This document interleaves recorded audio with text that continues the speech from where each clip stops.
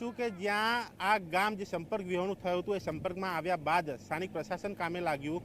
SDRF fire બ્રિગેડની મદદ લઈને rescue operation હાથ ધરવામાં આવ્યું છે. અને જે પ્રકારના આ સુઈ ગામના દ્રશ્યો કે જ્યાં દુકાનોમાં મકાનોમાં પાણી છે, ખાતરોને નુકસાન, ખેતીને નુકસાન, અને આ જે લોકો ચાલતા જઈ રહ્યા છે એના ઉપરથી અંદાજો લગાવી શકાય કેટલું પાણી અહીંયા ભરાયું છે. ટ્રેક્ટર ઉપર લગભગ 15 કિલોમીટરની મુસાફરી કરીને હું આ સુઈ ગામ પહોંચ્યો અને એ સુઈ ગામમાં આ બોટમાં બેસીને આ સવાર થઈને આ પરિસ્થિતિ આપણે બતાવી રહ્યો છું કે કેટલા સુધી પાણી અહીંયા ભરાયા છે. સામે જોઈ શકાય છે એક એસટી બસ જે આવતી હતી તે પણ અહીંયા બંધ પડી છે પાણીમાં ફસાવાના કારણે. તેના મુસાફરોને સુરક્ષિત ખસેડી લેવામાં આવ્યા છે અને સાથે જે ગામોમાં પાણી ભરાયા છે તે ગામોમાંથી લોકોને લાવવા લઈ જવા માટે મેડિકલ સુવિધા માટે એસડીઆરએફ અને ફાયર બ્રિગેડની ટીમોને બોટ સાથે અહીંયા તૈનાત કરવામાં આવી છે. આપણી સાથે સ્થાનિક છે, સાથે પૂર્વ સરપંચ તે પણ છે, તેમની સાથે પણ વાત કરીશું. તમે કયા ગામના છો? પહેલા કાણોથી. કાણોજી. તો કેટલું પાણી કેટલું ભરાયું છે? બહુ પાણી ભરાઈ ગયું છે. તો શું તકલીફ પડે છે અત્યારે? તકલીફ તો આપણે જોવો છો, આવી રીતે જવામાં આવવામાં ખૂબ બેસન્ટ એટલે સુઈ ગામ છે તેના કરતાં વધારે પાણી છે? હા, એટલું જ છે પાણી. દર વર્ષે આવું થાય છે કે નહીં? અમુક ટાઈમે જ થાય છે આવું. અમુક ટાઈમે જ થાય છે. કેટલા ગામમાં કેટલા લોકો ફસાયા છે?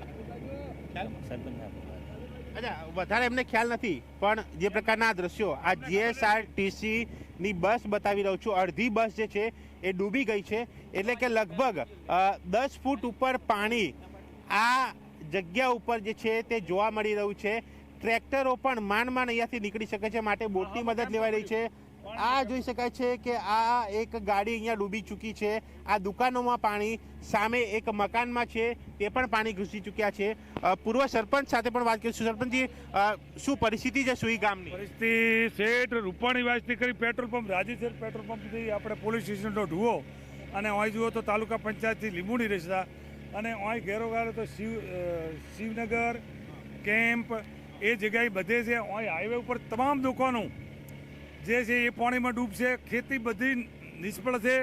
આખા ખેતરમાં કોઈને પણ ઢોર માલને કોઈને નોખવું હોય, એકબીજાને તો માલને સાથ નથી. તમામ ખેતરમાં પાણી પડ્યું છે. ટોટલ કેટલા ગામોમાં પાણી હશે અને હજુ કેટલા લોકો ફસાયા છે? અને લગભગ તો આ કોરેટી છે, ભેડવા છે, સુઈગામ છે, એ આ બધા ગામોમાં પાણી છે. સુઈ ગામમાં આખામાં પાણી? આખા એક થોડો બચે છે, બજાર પૂરતું જ બચે છે.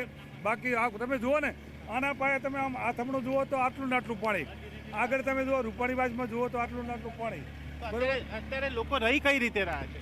તો રહીને હવે આડાવડા જ ક્યાંય ઉસાડો હોય અહીંયા જાય, બરોબર, સીધી આગળ મોટો સહારો. માણસો કોઈ આ બાજુ જાય, કોઈ ગામમાં જાય. તંત્રનું કામ કેવું? તંત્રનું કામ અત્યારે હાલ ચાલુ શું છે, બરાબર છે. કાલે બરાબર નહોતું, પણ આજે સારું છું છે, બરાબર.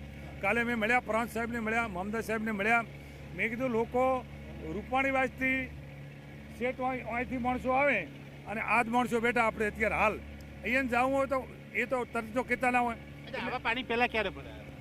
આ પાણી ભરાણ્યું છે 15 2015. ત્યારે કેટલા દિવસે પાણીનો નિકાલ?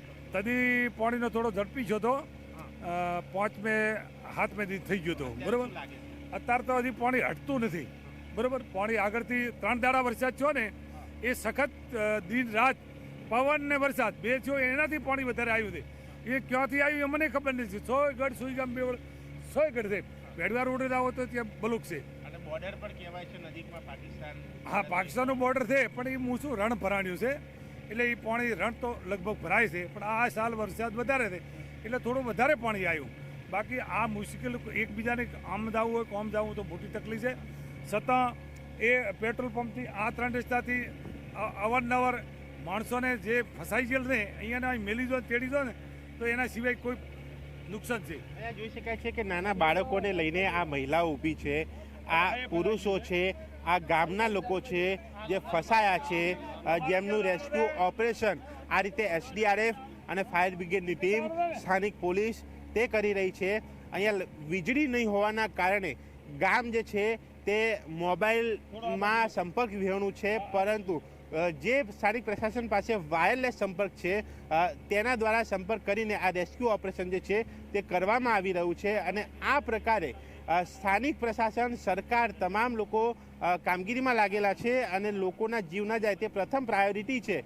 અને તેની સાથેને આ દ્રશ્યો, આ પરિસ્થિતિ એ જોઈ શકાય છે કે કેવી હાલત આ સુઈ ગામની, જે ભારત પાકિસ્તાન બોર્ડર, જે નડાબેટ પાસેનું આ જે ગામ, ગુજરાતનું આ જે છેલ્લું ગામ કહેવાય, અને ત્યાં આ પરિસ્થિતિ, અને ન માત્ર સુઈ ગામ પરંતુ આસપાસના ગામોમાં પણ આ જ પ્રકારની પરિસ્થિતિ છે. ત્યારે આ પાણીનો નિકાલ ક્યારે આવશે તે પણ એક મોટો પ્રશ્ન છે, પરંતુ હાલ આ બોટ દ્વારા આ રેસ્ક્યુ ઓપરેશન ચાલુ છે અને લોકો રાહ જોઈ રહ્યા છે કે જલ્દીથી પાણીનો નિકાલ આવે, કારણ કે 2015માં આવી પરિસ્થિતિ સર્જાઈ હતી જ્યારે 5 દિવસ પાણીનો નિકાલ થતા લાગ્યો હતો, પરંતુ આજે જ્યારે આ પરિસ્થિતિ સર્જાઈ છે, 3 દિવસ થયા, પાણી ઓછું નથી થઈ રહ્યું, અને જે રણમાં પાણી છે, અહીંયા પાણી છે, એ પાણી ક્યાં જશે તે પ્રશ્ન છે, અને તેની વચ્ચે લોકો પોતાનું જીવન જીવી રહ્યા છે, અને ત્યાં સ્થાનિક પ્રશાસન રેસ્ક્યુમાં લાગ્યું છે. કેમેરામેન તુષાર શાહ સાથે દર્શન રાવલ, ઝી મીડિયા, સુઈ ગામ.